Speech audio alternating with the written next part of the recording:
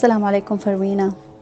This is my update for you on Friday, the 19th of July.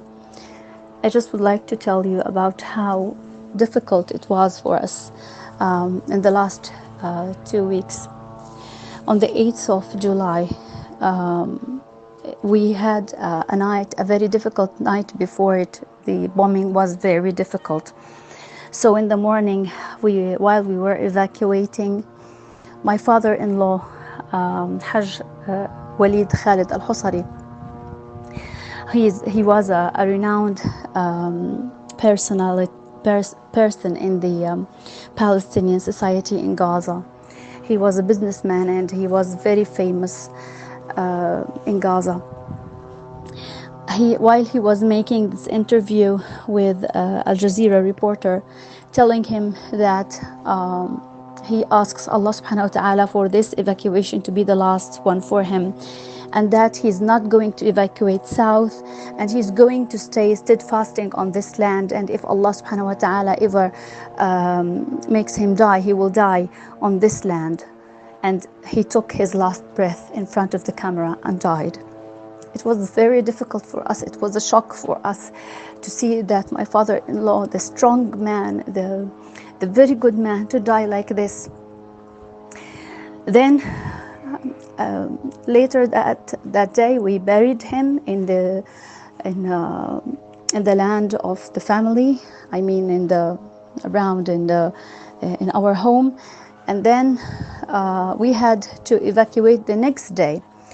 And the next day, in the morning, we woke up on the news that the four cousins of my children died in a direct target for the building they were evacuating in. These four young men and girl, they were about 27, 24, 21, and 13. They were very young. We were very sad for their loss, but at the same time, we were happy for them, because since the martyrdom of their father early in January, they were asking Allah subhanahu wa ta'ala to join their father. So we were very sad for them, but we know that now they are just reunited with their father in heaven, inshallah.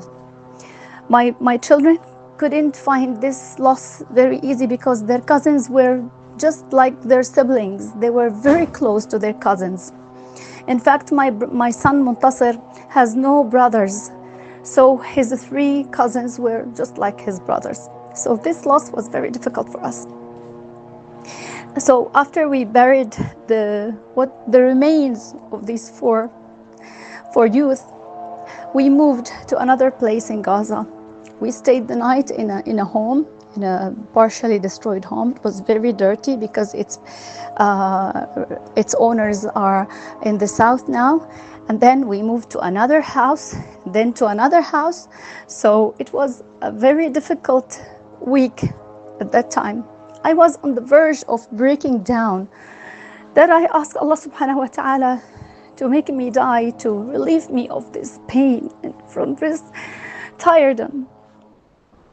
So all I'm telling you now is, or all I'm asking you and asking your followers as well, is to make dua for us even harder and stronger, and to make it more frequent, and not to be, please, do not feel that this war is long and now you are feeling like tired of making dua for us, or just make dua for us one time a day. We need dua more than ever, more than the time that this war started, because we are tired, we are exhausted, we have no resources. Everything is getting tight on us, that we ask Allah subhanahu wa ta'ala to die. At the beginning of the war, we asked Allah subhanahu wa ta'ala to give us patience, but now we ask Him to make us die. So you can imagine 10 months in this agony, in this living all of these atrocities, and we still have to be strong. It's very difficult to be strong.